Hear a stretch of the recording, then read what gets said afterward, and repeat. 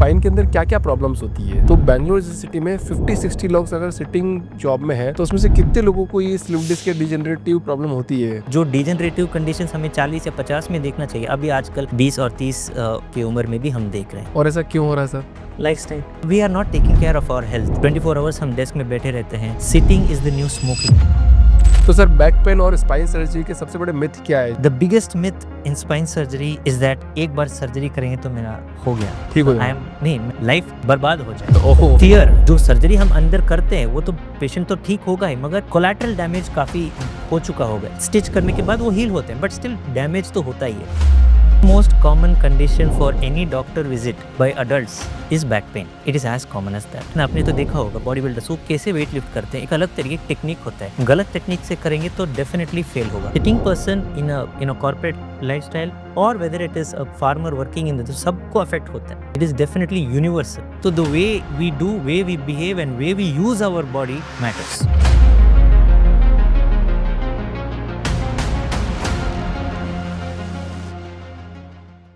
Doctor Akshay Hari sir, बहुत बहुत स्वागत है आपका द फाउंडर्स ड्रीम के अंदर। कैसे हैं सर आप? नमस्ते जी, thank you for having me on the show. I am also very delighted to meet you and be present on the show today. वाह सर, मतलब काफ़ी टाइम से मैं बहुत सारे डॉक्टर्स का पॉडकास्ट कर रहा हूँ आजकल।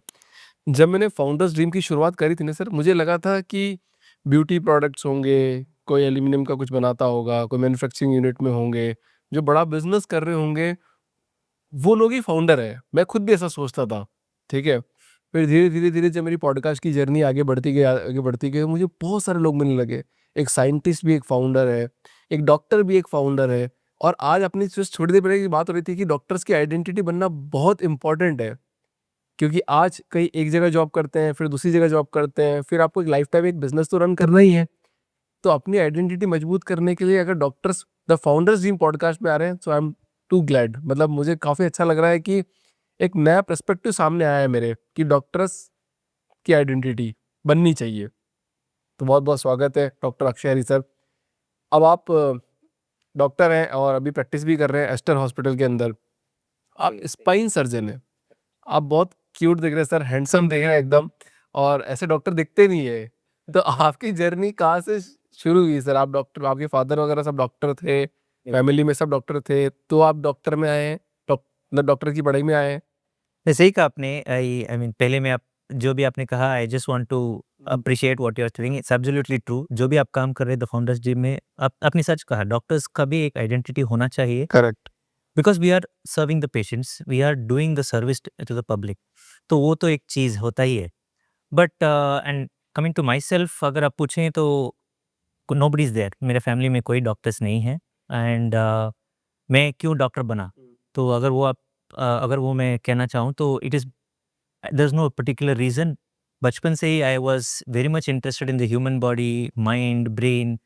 मुझे एक तरह से लगा, how can this one organ, body में इतने सारे ऑर्गन है मगर एक ऑर्गन अगर होता है that is controlling everything in your body, the way we speak, the way we do, way we behave, controls every other organs in the body. मुझे बहुत I was very impressed and I was very much intrigued about how it works. तो even in school जब मेरे सारे दोस्त लोग computer science ले रहे थे, तब तो it was computer science and that was the whole in thing. मैंने बायोलॉजी चूज़ किया। So I somehow wanted to be a doctor, although everybody in the family also was, मेरे को देख के दे आल्सो थॉट नहीं, ये तो doctor बनेगा ही। तो मुझे एक ऐसा ये इंटरेस्ट शायद शुरू से ही था टू बिकम अ डॉक्टर। तो जब आपको क्लास में पूछा जाता था तो आप बोलते थे मैं डॉक्टर बनूंगा? शायद, या मुझे कंप्यूटर साइंस और टेक्नोलॉजी में भी काफ़ी इंटरेस्ट था, but somehow there was one certain thing, एक सॉर्ट ऑफ पर्सनल एग्जांपल मैं बोलना चाहूँगा, that was sort of life changing for me personally. And this is a very emotional story which I want to tell, is by my mother actually. She, at a young age of 35, she suffered from frontotemporal dementia. Okay. So this was sort of very, it was not, this was very rare actually. लोगों को सोचली Alzheimer's disease क्या होता है, लोग in the elderly, when they become old, they start forgetting things, लोग अपने काम कैसे करना है और अपना याददाश्त भूल जाते हैं. So she also had that memory loss at a young age of 35, maybe शायद मैं भी 10th में था. तो that was the deciding factor for me, क्या कंप्यूटर साइंस लेना है या बायोलॉजी लेना है 12th के लिए. So I really wanted to make a difference. मुझे there was nothing we could do. हमने सब कुछ ट्राई कर दिया, सारे we explored all the medical opportunities, non-medical field, सब कुछ देख लिया था, but there was nothing that we could do. All we could do, medicine ले रहे थे, but we had to watch her deteriorate in front of our eyes every day. And so I naturally I chose medicine. मैंने 12th में भी I chose this one. उसके बाद मैंने medicine join किया. But at her age of 45, when I was in MBBS, probably had to lose her. So that was the time I decided we need to do something. I was helpless. Entire medical field could not do anything to save her or to change her diagnosis. वो एक बार हो गया तो हो गया. It's like a degenerative condition just going down, deteriorating day by day. And that was affecting her brain. So I decided that I have to do something in this field, in the neuroscience field, and that's why I probably became a neurosurgeon today. आपकी इस बात से मेरे को ना एक चीज़ वापस याद आ रही है कि मैं जितने भी फाउंडर्स के साथ बात करता हूँ ना सर, और स्पेशली फाउंडर्स, मतलब जो कोई चीज़ का निर्माण कर रहा है, कोई चीज़ बना रहा है, कोई चीज़ के बारे में स्टडी कर रहा है और कोई चीज़ यहाँ है, उसको एक अलग लेवल से देखता है। हर फाउंडर की ज़िंदगी में घटना घटित होती है। वो परिस्थिति बनती है, वो परिस्थिति की वजह से वो उस फील्ड में आता है, अदरवाइज़ वो नहीं आ पाएगा।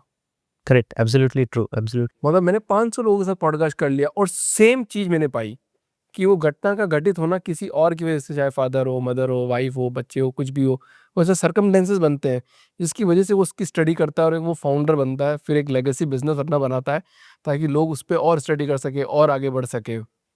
पर स्पाइन सर्जन, ठीक है चलो डॉक्टरी में आप थोड़ा देख लेते हैं कि भैया ब्रेन में क्या चलता है, पर सर्जन ही क्यों फिर? करेक्ट. सो वो भी एक और चीज़ है. देन मैंने तो I want to do something neuroscience या न्यूरो रिसर्च, बायोमेडिकल रिसर्च, ऐसे मैं सोच रहा था जब मैंने मेडिसिन ज्वाइन किया. बट मेडिसिन ज्वाइन करने के बाद मुझे लगा कि मुझे वो I like that precision, I like that cutting edge. और मुझे ये लगा, मेरे इवन माई एनाटॉमी क्लासेस में जब हम पढ़ रहे थे, मुझे डिसेक्शन हॉल ही बहुत पसंद लगा. बिकॉज मुझे आई कुड मेक आउट, क्योंकि सब 1 मिलीमीटर में फ़र्क होता है. अगर 1 मिलीमीटर गलत होता है इधर उधर तो सब कुछ बदल सकता है. तो मुझे वो और मैंने जो बोला neuro brain and this one, I like that surgery. So मुझे ये लगा by the time I finished surgery, I mean my medicine MBBS और इंटर्नशिप जब कर रहा था, मुझे ये लगा कि सर्जरी करने से, मैं मेडिसिन तो हर डॉक्टर प्रिस्क्राइब करता है, मगर जब सर्जरी करके किसी आदमी का ज़िंदगी बदल सकते हैं, when you change the life of somebody just by doing that one surgery and how the patients are so thankful to you,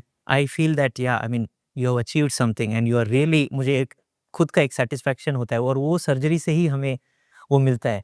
but particularly spine surgery क्यों? या तो उसके बाद जब मैं मेडिसिन ख़त्म किया, मैं I took up neuro surgery. Naturally मैं न्यूरो में इंटरेस्टेड था और सर्जरी में भी इंटरेस्टेड था, तो मैंने न्यूरो सर्जरी रेजिडेंसी भी की. उसके बाद during the course of my neurosurgery residency also I felt that spine conditions are very very debilitating. जो लोग को बैक पेन या नर्व रिलेटेड प्रॉब्लम्स होते हैं, specially because of spinal cord damage या स्पाइनल नर्व इंजुरीज जो होते हैं, it is extremely debilitating and they are not like unconscious. Conscious रह के they are suffering, they know that they are suffering the pain, and to relieve that suffering, if I can do something, I can help the patient in some way, whether it is in the form of a surgery or non-surgery. But if I can help that patient achieve relief from that pain, and to see them cured of that condition or that disease, तो जो टेढ़ा होता है उसको अगर हम सीधा कर सकते हैं, I felt that was something which naturally was leading in during my course also of my residency. I felt I was going in that path, and ultimately I felt that this is where I am and this is where I need to make a difference in people's lives. ठीक है, थोड़ा simplify करते हैं इसको sir. Spine के अंदर क्या क्या प्रॉब्लम्स होती है एक आदमी को, मतलब जनरल, मतलब 3-4 अगर लाइन में अगर डिस्क्राइब करें इसको कि क्या क्या मेजर प्रॉब्लम्स होती है स्पाइन के अंदर? So most common problem spine के अंदर, जब बच्चे पैदा होते हैं तो ऑब्वियसली स्पाइन तो नॉर्मल हो सकता है, but even from the birth sometimes there can be spinal problems. This is called congenital problems. जो स्पाइन ठीक से डेवलप नहीं होता है, या स्पाइनल बोन. स्पाइन के अंदर actually spine is a very complicated structure. Spine के अंदर सिर्फ बोन ही नहीं होता है, इतने सारे बोन्स तो है, वर्टिब्रे बोन्स, स्कल से लेके नीचे हमारे टेल बोन तक बोन्स होते हैं, मगर ये बोन्स का एक बहुत कॉम्प्लिकेटेड और कॉम्प्लेक्स डिजाइन होता है एंड कॉम्प्लेक्स फंक्शन भी होता है. ये बोन के अंदर क्या होते हैं? There are nerves, the main spinal cord which is going from the brain to the rest of your body, through which the nerves are coming and giving the signals to the rest of the body. The job of the spine is to protect the spinal cord mainly. उसके अलावा flexibility भी होना चाहिए to move, because humans we have evolved from being like 4-legged to 2-legged, so हमें सीधा खड़ा होना चाहिए. So that is very, very important. That's the second function. So mobility as well as preservation, both these are two important functions of the spine. करेक्ट। तो ये spine होता है, we are various parts, it's there in the cervical spine जहाँ हमारा neck होता है, thoracic spine जहाँ रिब्स कनेक्ट होते हैं, एंड लंबार स्पाइन, उसके करेक्ट। नीचे टेल बोन होता है, sacral spine.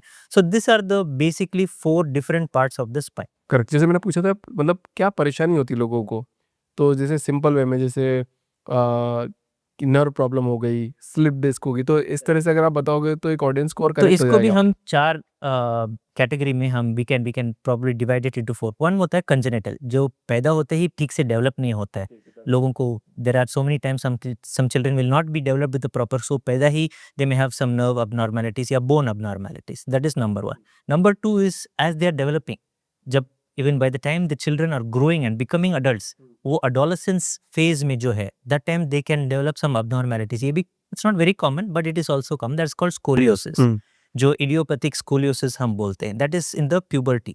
The most common problem होता है जो अडल्ट फेज में होता है या एल्डरली फेज में होता है, that is basically degenerative conditions. जैसे आपने बोला slip disc, it's very common. These are the commonest problem. Slip disc होता है या ऑस्टियोपोरोसिस होता है जो बिकॉज ऑफ एज, फ्रैक्चर्स होते हैं. These are the third most common thing. Last thing is tumours, जो कैंसर होता है. कभी कभी स्पाइनल कॉर्ड का ट्यूमर हो सकता है या स्पाइनल बोन्स के ट्यूमर्स हो सकते हैं, या tumor from somewhere else in the body can spread to the spine. So these are the 4 broad categories of usually spinal problem. तो उस कैटेगरी में से स्लिप डिस्क अलग आता है क्या? Slip disc को degenerative में आता है. So डिजेनरेटिव adult, हाँ, usually in adults degenerative because of lifestyle, because of the way we work. That is called more of wear and tear kind of issues. तो आप सबसे ज्यादा कॉमन प्रॉब्लम क्या देखते हो, सबसे ज्यादा मतलब किसका ऑपरेशन करते हो आप? तो हम सबके ऑपरेशन करते हैं, बट यस हमारे जो the most common conditions that we see are degenerative condition. Degenerative, और डिजेनरेटिव के अंदर भी कौन सा है? Elderly, usually geriatric population and elderly. This is how it used to be there, but of late, because of our lifestyle, our generation and our sedentary life, we are seeing this kind of जो degenerative conditions हमें 40 या 50 में देखना चाहिए, अभी आजकल 20 और 30 की उम्र में भी हम देख रहे हैं. और ऐसा क्यों हो रहा है सर? Lifestyle. लाइफस्टाइल में कैसे डिस्क्राइब करेंगे, थोड़ा सा बताइए. So we are not taking care of our health. एक चीज, if there's something that has changed in the world, is probably after COVID, is that people have realized that we have to take care of our own health. तो ये corona के बाद people have definitely, there is increased awareness. लोगों में भी वो awareness फैल गया कि हमें we have to take care of our health, how we should sit, how we should stand. But spinal health awareness is still not common in the public because we desk work. Just imagine some people that we are from Bangalore, in Bangalore IT city of India. So desk people, I mean people are sitting in the desk job 24 hours. हम desk में बैठे रहते हैं, तो we fail to understand that sitting, this is actually saying होता है कि आजकल sitting is the new smoking. The more we sit, the more damage it's causing to the spine and even the entire body. जैसे diabetes या any other lifestyle related problem. Lack of activity, lack of physical activity is the biggest problem that we are facing today, और वो spine को भी directly affect करता है. एक छोटा सी सवाल है यहाँ पे, जैसे बेंगलुरु के अंदर मान लो 1.5 करोड़ की पॉपुलेशन है, और 1.5 करोड़ की पॉपुलेशन में से कम जैसे अनुमान लगा रहा हूँ मैं 50-60 लाख लोग सिर्फ सिटिंग जॉब करते होंगे बैठ के. तो बेंगलुरु जैसी सिटी में 50-60 लोग अगर सिटिंग जॉब में है, तो उसमें से कितने लोगों को ये स्लिप डिस्क या डिजेनरेटिव प्रॉब्लम होती है? तो मैं इसको एक अलग तरीके से बताता हूँ. The most common condition for any hospital visit, doctor visit होता है क्या? Common cold. इसीलिए वो नाम में ही कॉमन कोल्ड आता है. हाँ. The second most common condition for any doctor visit by adults is back pain. It is as common as that. तो सिटिंग जॉब हो या normal day to day farmer हो, एग्रीकल्चरल में हो, काम तो सभी लोग करते रहते हैं, बट किस तरह से करना है, द वे करेक्ट वेट. अगर वेट लिफ्ट करना है तो वेट उसका भी एक अलग तरीका होता है. इमेजिन वेट लिफ्टर्स, आपने तो देखा होगा बॉडी बिल्डर्स, वो कैसे वेट लिफ्ट करते हैं. एक अलग तरीके की टेक्निक होता है. हाँ. गलत टेक्निक से करेंगे तो डेफिनेटली फेल होगा, तो it will affect your body wrongly. So same thing whether it is a sitting person in a corporate lifestyle और whether it is a farmer working in the, सबको अफेक्ट होता है. It is definitely universal. तो the way we do, way we behave and way we use our body matters. तो sir आप तो अभी ester hospital में भी हैं और साथ में खुद का क्लिनिक भी करते हैं, तो जैसे मतलब एक कॉमन प्रैक्टिस देखी जाती है, तो जैसे अगर आईटी सेक्टर में अगर जाएंगे तो अगर कोई एक जगह काम कर रहा है और दूसरा खुद का कर रहा है तो मून लाइटिंग बोला जाता है. पर क्या डॉक्टर फील्ड के अंदर ये अलाउड होता है और आप लोग कर सकते हैं ऐसा? तो मैं तो I am working for Aster, हाँ, I am basically there, I work most of my surgeries वगैरह सब हम उधर ही करते हैं। Correct. But patient, I mean we are allowed to see patients in the clinic. मैं तो क्लिनिक ही रखा हूँ, so we can see the patients and we are, अगर कोई पेशेंट को सर्जरी चाहिए होता है, that we definitely bring to the hospital. Okay. तो मतलब ये सब अलाउड होता है आराम से, मतलब पेशेंट को, क्योंकि टाइम भी आपको देना पड़ता है, क्योंकि आप वहाँ पे भी टाइम देते टाइम हो, तो यहाँ नहीं पे भी होता है, टाइम देते हैं। तो मैं क्लिनिक को सिर्फ शाम में, जैसे after hours, so when usually evening hours में मैं क्लिनिक जाता हूँ, 1 या 2 घंटे वहाँ पे बैठता हूँ and we see the patients there, जो पेशेंट्स अपने लिए। सो मैं what I realized is that जो हॉस्पिटल में या कोई भी हॉस्पिटल में, whenever you are seeing there you are busy, हम पूरे दिन सर्जरीज में रहते हैं या कभी-कभी ओपीडी में देखते हैं, वहाँ पे इतना टाइम नहीं दे पाते हैं पेशेंट को देखने के लिए, या पेशेंट को वो रैपो भी बनना चाहिए। Patient should feel comfortable. Correct, जब भी करेक्ट। पेशेंट एक बड़ा हॉस्पिटल को आता है, they think that it is basically हम आ रहे हैं तो सर्जरी ही करने वाले हैं। So that is the mental. जो लोग प्रिपेयर्ड होके आते हैं वो अलग बात है, but some people they just don't know. उनको पता भी नहीं होता है कि क्यों, क्या प्रॉब्लम हो रहा है, एक डायग्नोसिस होना है, उसके लिए टाइम चाहिए, उसके लिए पेशेंट के साथ एक रैपो बनना चाहिए, that we need to spend the time. एक कंफर्ट लेवल पहले we have to set that first, so that is achieved in when you have your own clinic setup. Patient का एक कंफर्ट होता है, दे नो दैट यहाँ पे आएंगे तो डॉक्टर हमें ठीक से देखेंगे, हमें टाइम हमसे, बिकॉज उनका माइंड में और कुछ नहीं है। मुझे विन हॉस्पिटल, मुझे लगा फिर अगले दिन क्या करना है, सर्जरी क्या करना है, सर्जरी के लिए टाइम, उसके बीच में कभी-कभी हम सब पेशेंट्स देखते हैं, दैट इज़ नॉट देयर जब हमारा when I am there in my clinic. हुँ। सबसे ब्यूटीफुल रिलेशनशिप होता है डॉक्टर और पेशेंट का। वो क्यों होता है सर? क्योंकि मतलब इतना विश्वास होता है एक पेशेंट को, यार ये डॉक्टर मुझे ठीक कर देगा यार। और भले ही कहीं भी आप पूरे वर्ल्ड में कहीं घूम लो, मतलब इतना विश्वास वाली बात कहीं नहीं दिखी दिखी जाएगी आपको। तभी तो बोला जाता है भगवान, डॉक्टर भगवान का रूप होते हैं कि यार मतलब मैंने फुल अभी समर्पण कर दिया है, अभी सर्जरी होगी, मैं ठीक बाहर निकलूँगा। लोग तो कहते हैं, दैट इज़ एब्सोल्युटली ट्रू। लोग एब्सोल्युटली, ये तो पहली बार नहीं है, बहुत लोग, everybody feels that, even with if I have a problem and I go to doctor, मुझे भी वही लगेगा। बट या the fact is that we are playing that because हमारे पास वो नॉलेज है और वो एक्सपर्टीज़ है, correct. That we are, and we should use it in the right way and we should not sometimes misuse it also. Correct. तो that trust is already built. जब patient आता है डॉक्टर को, at least यहाँ पे India में फिर भी वो है, बाहर तो ऑब्वियसली इन वेस्टर्न पॉपुलेशन तो अब आजकल वो ट्रस्ट भी चल रहा है। अच्छा। But definitely in India, still that trust is there, and we should maintain that trust. So when the patients come, you should with all your effort, हमारा में भी एक होता है ethics होता है कि वो कि we should do the best thing for the patient, और हमारा oath में भी होता है कि we should at first not do any harm to the patients. So the first thing that you like to do is in with the best interest of the patient, और patient को भी समझना चाहिए कि whatever we say, sometimes we are telling with the best interest for the patient only. And that is an individual judgement. Patient को भी खुद पता होना चाहिए कि ये डॉक्टर क्या बोल रहा है और वो अपने हित के लिए बोल रहा है, इट्स लाइक दैट। तो सर मतलब जैसे स्पाइन केयर में सिर्फ सर्जरी नहीं होती है, नॉर्मल गोली दवाई से भी ठीक हो सकता है, ऐसा कुछ है? बोथ है ऑफ कोर्स। हाँ। सो और सर्जरी, कौन से केस में सर्जरी इंपॉर्टेंट होती है? तो मैं बताता हूँ। So surgery is only the tip of the iceberg. मेरा नाम एक स्पाइन सर्जन है, but does not mean that we do surgery all the time. तो surgery is basically it's like a pyramid, लेकिन लाइक अ पिरामिड अप्रोच हम बोलते हैं, जो the surgery is only in the very few selected patients at the top of the pyramid who actually need the surgery. I told you the back pain is the most common reason for hospital visit. सारे लोगों को हम surgery नहीं करते. So we always start with simple things. जैसे आपने बोला medicine, अगर पेन होता है, आदमी को क्या प्रॉब्लम है, पेशेंट को पेन हो, if I can reduce that pain in any aspect, पहले हम दवाई से शुरू करते हैं। दवाई से ठीक नहीं होता है तो हम एक्सरसाइज, फिजियोथेरेपी वगैरह, वो we suggest all those possibilities. कभी कभी हम injections we try with the, sometimes अगर नर्व के ऊपर कुछ दबाव है, कोई इंजेक्शन से अगर नर्व के ऊपर वो basically that can become free, we try that also.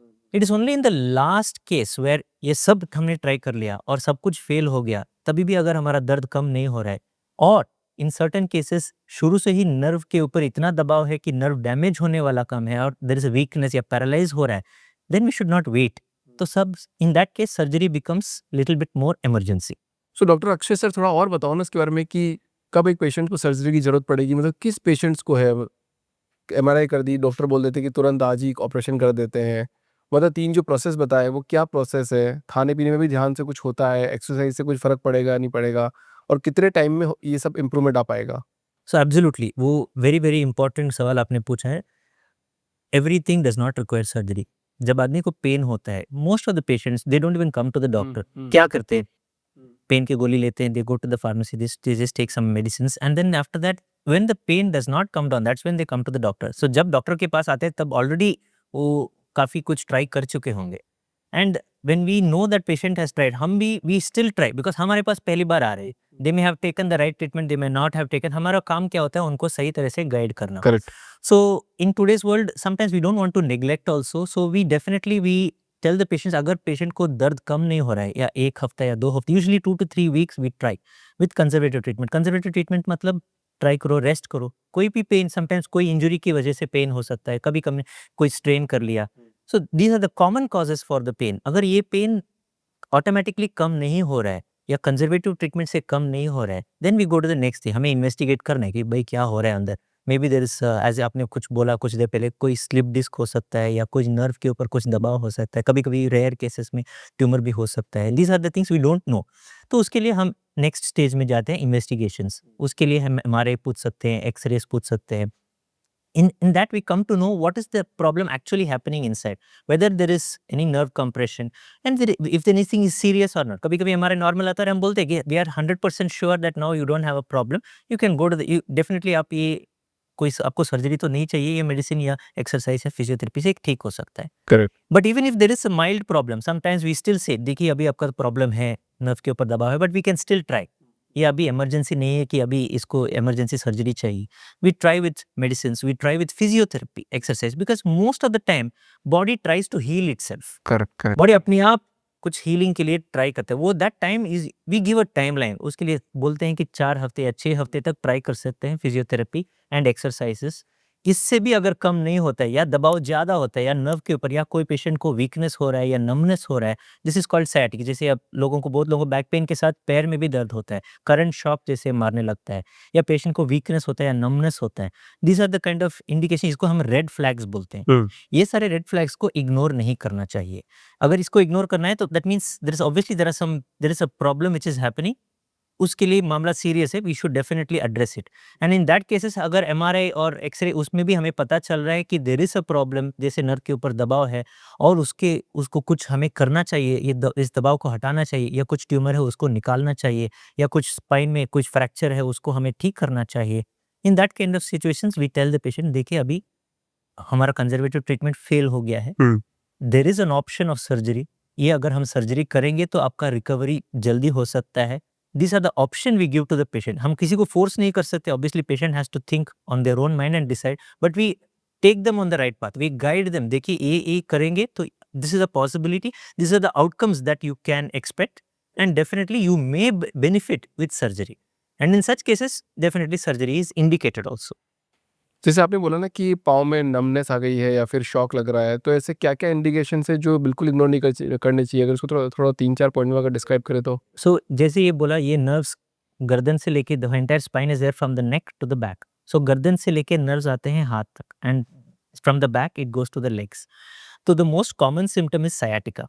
sciatica मतलब any pain which is coming from the back coming to the legs, current shock जैसे मारना या नमनेस होना, this is called sciatica। So this is one of the first red flag that we should not ignore. जैसे spine से लेके कहीं और spread हो रहा है, जैसे बैक से लेके पैर तक आ रहा है या गर्दन से लेके हाथ तक आ रहा है, these are the kind of things that we should not ignore, number 1। Number 2, even if there is a pain, spinal pain, either neck pain or back pain, which is not settling down with after 3 to 4 weeks भी, normal, it means simple things should settle down। अगर ये, that means persistent pain despite medical treatment, if it is not coming down, this is the next red flag। Third thing is weakness।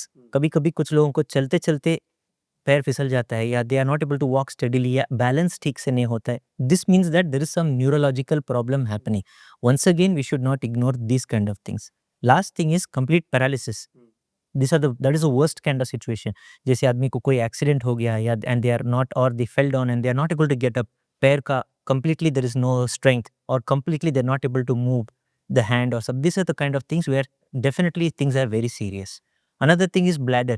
हम usually urine का भी, because even the urinary symptoms are also controlled by the spinal nerves only। Right. तो ये ठीक से urine नहीं पास हो रहा है। पास होना, these are also the kind of symptoms that we should not ignore। Pain के साथ साथ अगर ये कोई भी और सिम्टम होता है, these are the red flags that we should not ignore। Correct. अच्छा, कोई भी सर्जरी होती है तो उसका सक्सेस कैसे मेजर किया जाता है कि अभी एक सक्सेसफुल हो गया, अभी इसको वापस कुछ नहीं होगा? क्योंकि ये तो कॉमन क्वेश्चन होगा जो आपसे पूछता होगा सारे पेशेंट। देखिए success of surgery very very common question हमें पूछा जाता है। देखिए सर जी आपने तो सर्जरी बोल दिया मगर इसका क्या सक्सेस है? मैं सभी को यही यही बोलता हूँ कि सर्जरी तो करना या ना करना वो अलग बात है। सक्सेस होना या ना होना वो अलग बात है। But I major success in the patients outcomes. मैं सबको रिस्क बोलता हूँ। There are success is not just about how much safe the surgery is या how much risky the surgery is. Risk तो अभी सारी सर्जरी में होते हैं। Even spine surgery there are certain risk. मैं I tell you this are the risk. But if it is done right, अगर सही डायग्नोसिस के लिए सही सर्जरी करते हैं, चांसेस ऑफ आउटकम और a successful surgery is very very high. Risk considering ये सारे रिस्क करना, and obviously we are doing it day in and out. हमें तो एक्सपीरियंस है। हम सर्जरी कर रहे हैं, जो हम सर्जरी सजेस्ट कर रहे हैं, हम we are having a back, I mean what do you say, मतलब एन इतनी एक्सपीरियंस। हिस्ट्री बना हाँ, रखी इतना है इतना अपनी पूरी। हिस्ट्री कि we have done this kind of, based on our experience we tell that this kind of surgery done for this condition definitely has a good success rate.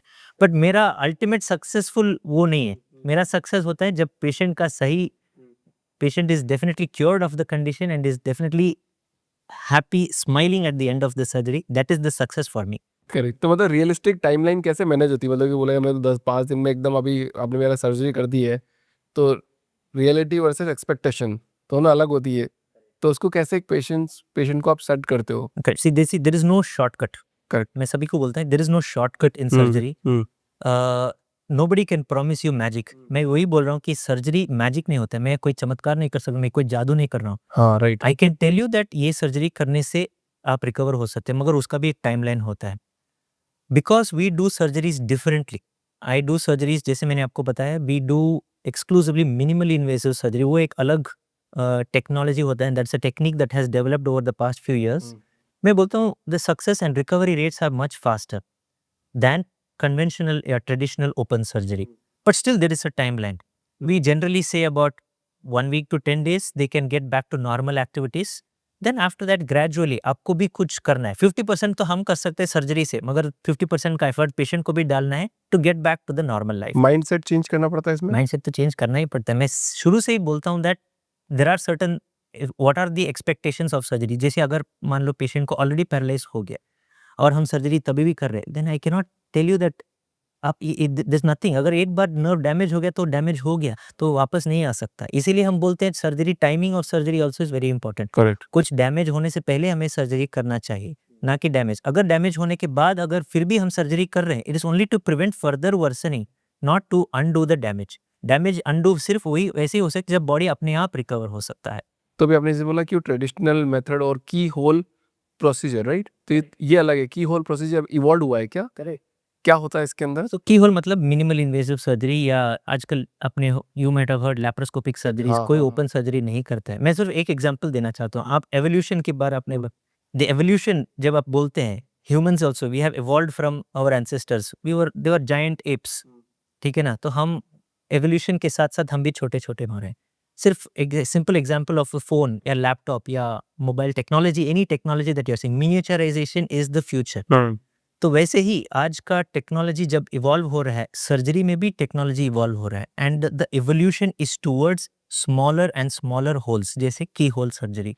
तो minimal invasive surgery is so far the latest, जैसे that this is a wide terminology. Minimal invasive मतलब हम कभी कभी छोटे छोटे घाव से हम सर्जरी करते हैं, छेद करके सर्जरी करते हैं, so that the normal structure, normal body is not damaged. तो the now the next thing is the so far what has happened is minimal invasive मतलब हम छोटे ट्यूब से हम करते हैं, एंडोस्कोप से हम सर्जरी करते हैं, और the next future is robotic surgery. वैसे भी हम कर सकते हैं। तो कॉन्सेप्ट क्या है ये मिनिमल इन्वेसिव मतलब हम डैमेज, ओपन सर्जरी में बहुत बड़ा कट होता है, मसल्स को डैमेज करते हैं, और जो सर्जरी हम अंदर करते हैं वो तो पेशेंट तो ठीक होगा ही, मगर कोलैटरल डैमेज काफ़ी हो चुका होगा। जैसे मसल्स को डैमेज करके हम अंदर जाते हैं और बाकी स्टिच करने के बाद वो हील होते हैं, बट स्टिल डैमेज तो होता ही है। Right. And that muscle is very important for post operative recovery. जैसे हमें फिर से चलना है, वो मसल अगर डैमेज हो गया तो डेफिनेटली उसका फंक्शन कॉम्प्रोमाइज हो चुका होगा।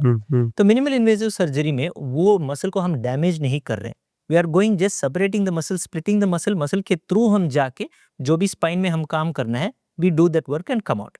The how minimum damage you can do and get the same result as open surgery is what we are trying to achieve with वाह! तो minimal वो और invasive। इवॉल्व होता जा रहा है और धीरे-धीरे। इवॉल्व होता है दिन बाय दिन। जब रोबोटिक्स आ जाएगा, सब आ जाएगा, तो बहुत हल्का सी लेजर ट्रीटमेंट भी हो छेद जाएगा कर, शायद अंदर।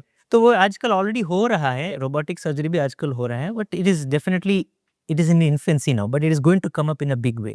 तो सर बैक पेन और स्पाइन सर्जरी के सबसे बड़े मिथ क्या है जो आज लोग सोचते हैं?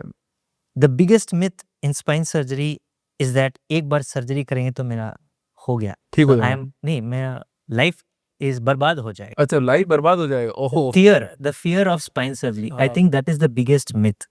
That is the biggest जैसे हमारा हर्डल होता है क्रॉस करने के लिए, क्योंकि पेशेंट को कभी कभी, एक एग्जांपल बताता हूँ, एक पेशेंट इनफैक्ट आई थी that they have been advise surgery in so many places in the initial से 3-4 साल वेट करके दे सोचो कि पेन है तो हम पेन हाँ सह लेंगे, we just try to manage with that, या पेन किलर लेके एक्सरसाइज करके, बट सर्जरी तो पेशेंट को चाहिए ही था. Patient by the time they come to us are already late and nerve damage हो चुका है. The fear of because people, ये फैल चुका है पब्लिक के माइंड में कि स्पाइन सर्जरी करेंगे तो बेड रिडन बन जाओगे, दैट इज द पैरालाइज हो जाओगे. That is the biggest misconception among the public. So now with whatever we are trying to achieve with all the latest advancement in technology and the technique, whether it is minimal invasive surgery, whether it is keyhole surgery, endoscopic surgery, या future में robotic surgery, it is to improve the safety and the precision of spine surgery. जैसे मैंने बोला, अगर हम collateral damage को कम कर सकते हैं, अगर हम सब मिलीमीटर एक्यूरेसी हम पा सकते हैं by doing this kind of with advancement in technology. आजकल already we are doing so many things. जैसे हमारे पास नेविगेशन होता है, अगर कोई पेशेंट को अंदर कोई स्क्रू डालना है, बोन के अंदर स्क्रू डालना है, हमें एग्जैक्टली पता चले विदाउट इवन ओपनिंग, पेशेंट को बिना काट के हम एक पेशेंट का स्कैन लेके कंप्यूटर में फीड करते हैं. और जैसे जीपीएस होता है, एक ट्रैकर होता है पेशेंट के ऊपर, जैसे हम स्किन के ऊपर टच करेंगे तो हमें पता चलेगा कि अंदर कहाँ पे जाने वाले हैं. तो we have already achieved more than 99% accuracy with the help of this kind of technologies. और एक और टेक्नोलॉजी होता है कि हम नर्व मॉनिटरिंग भी करते हैं. जैसे अब पेशेंट तो एनेस्थीसिया में है, but with the help of this kind of neuro monitoring and all those, हम ड्यूरिंग सर्जरी हमें पता चलेगा कि पेशेंट का कंडीशन क्या है, कौन सा नर्व काम कर रहा है, कौन सा नर्व काम करने. So safety is very very very high. तो with all this things nowadays patient हम बहुत दिन रखते ही नहीं है हॉस्पिटल में, 3-4 दिन में डिस्चार्ज करके भेज देंगे. They walk on the next day after surgery, और सेम डे कभी कभी अगले दिन डिस्चार्ज करके भेज देते हैं मैंने घर. So it's as successful and as safe as that is the whole idea, and the way we are going forward is to improve this safety, and that's what we have to bring the awareness to the public. तो बस doctor sir, बहुत सारे लोग बोलते हैं कि इतने सारे हॉस्पिटल्स हो गए, इतने सारे डॉक्टर्स हो गए, तो क्या स्पेशलिटी से आप भी वही करते हो, वो भी वही करते हैं, तो डिफरेंशिएट कैसे करें, मतलब कि मैं किसके पास जाऊँ? देखिए, that is also very good question.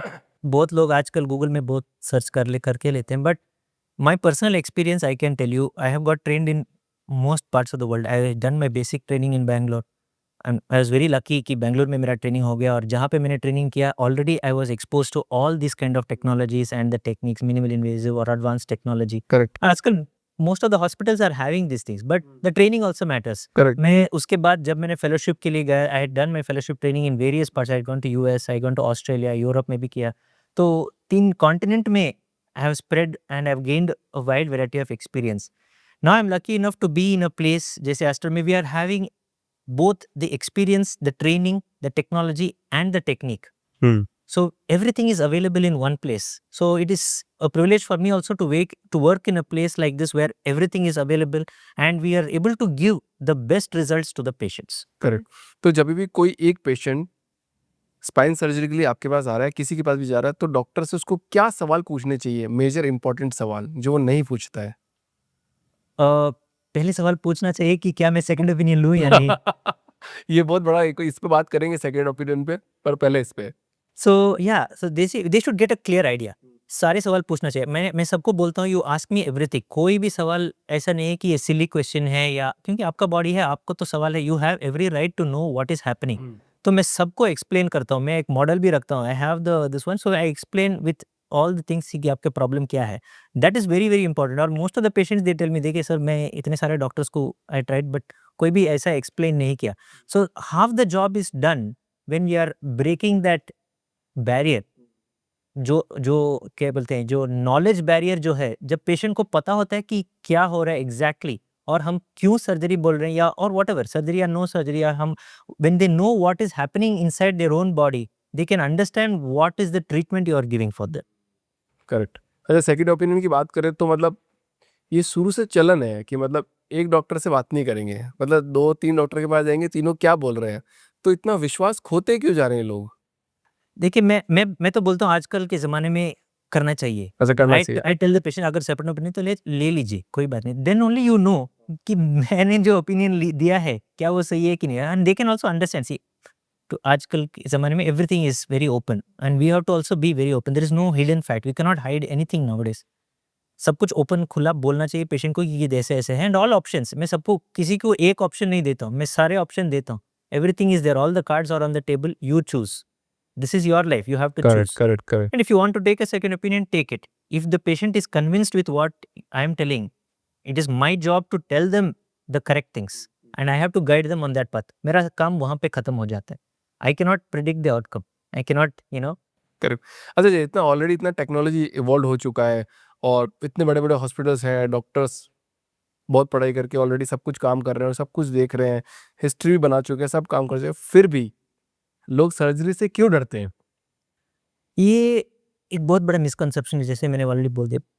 लोगों के माइंड में I think in the past जैसे स्पाइन सर्जरी इवॉल्व हुआ है, जैसे सब कोई भी चीज़ इवॉल्व, कोई भी सर्जरी इवॉल्व है, स्पाइन सर्जरी इवॉल्व है 30 सालों से।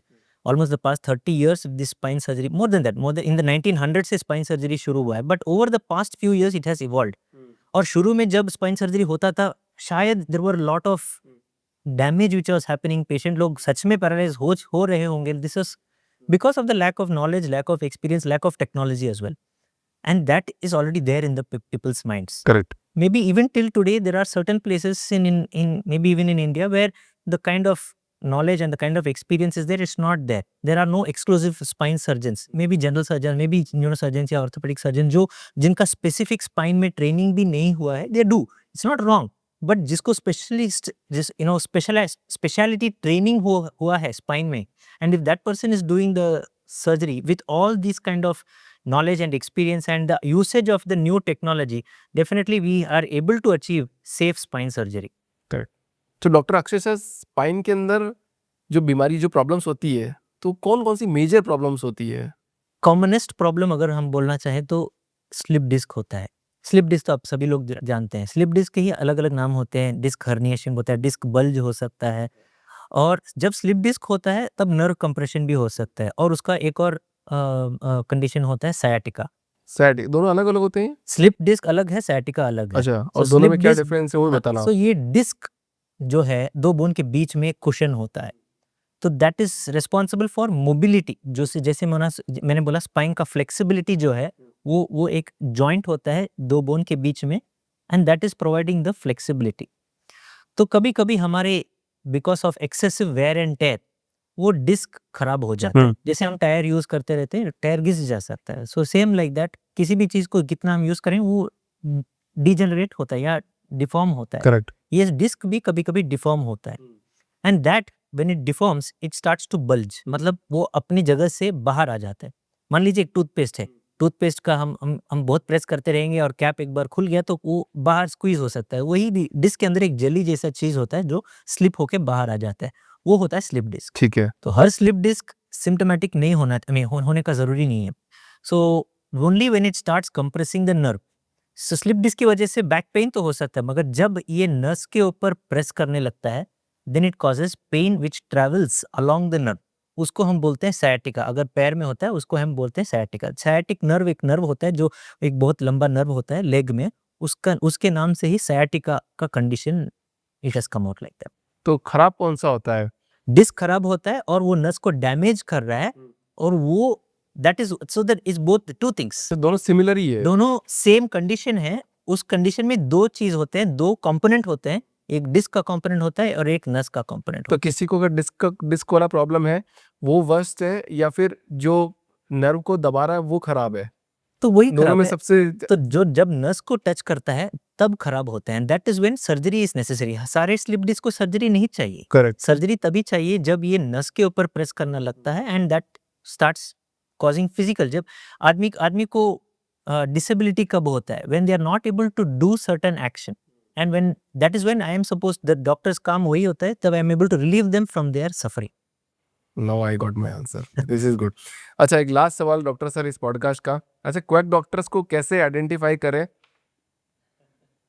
अगर बहुत देर नहीं हो गई तो?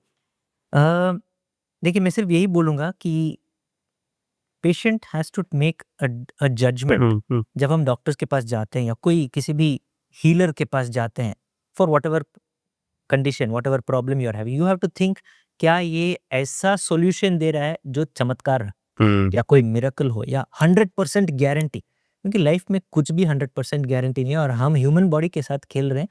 ह्यूमन बॉडी में तो कुछ भी 1+1=2 तो होता ही नहीं है। यू कैन ओनली एक्सपेक्ट कि अगर ये सब हम करेंगे तो ये, because there are so many factors, सिर्फ हमारा फैक्टर नहीं है। ऐसा नहीं कि दवाई काम करना है, बॉडी के अंदर जाना है, दवाई it has to body has to react, so there are so many factors. अगर हम सर्जरी कर रहे हैं, सर्जरी के बाद पेशेंट को रिकवर होना है, मसल काम करना है, पेशेंट को भी एफर्ट डालना है। अगर पेशेंट सर्जरी करने में कुछ नहीं किया तो वो भी फेल हो सकता है। तो 100% गारंटी अगर कोई बोल रहा है then it is definitely something suspicious. And magic treatment, magic solution, ये दवाई को 100% ठीक हो जाओ, these are the kind of things patient को सस्पिशियस होना है कि ये कुछ सही है कि नहीं। My only suggestion at the end of the day is if you have a spine problem, go and meet a spine surgeon. वो कोई भी डॉक्टर, न्यूरो सर्जन हो सकता है या but however it is who has got speciality training in the spine. Now I got all the answer sir. तो doctor Akshay sir, thank you so much for coming in the podcast, और एक spine के बारे में अपन ने एक detail discussion किया। और जो हमारी पहली बात हुई थी, डॉक्टर की आइडेंटिटी बनाना बहुत ज़रूरी है, कि बहुत सारे डॉक्टर्स हैं, उनको एक रियल ऑथेंटिक डॉक्टर दिखना है कि भैया हाँ मैं सही काम कर रहा हूँ, तो उसके लिए बोलना पड़ेगा। डॉक्टर्स थोड़ा बोलते कम है, और मैं चाहता हूँ कि डॉक्टर सारे फाउंडर्स टीम में आए और बोले, अपनी बात को रखें। Thank you so much sir.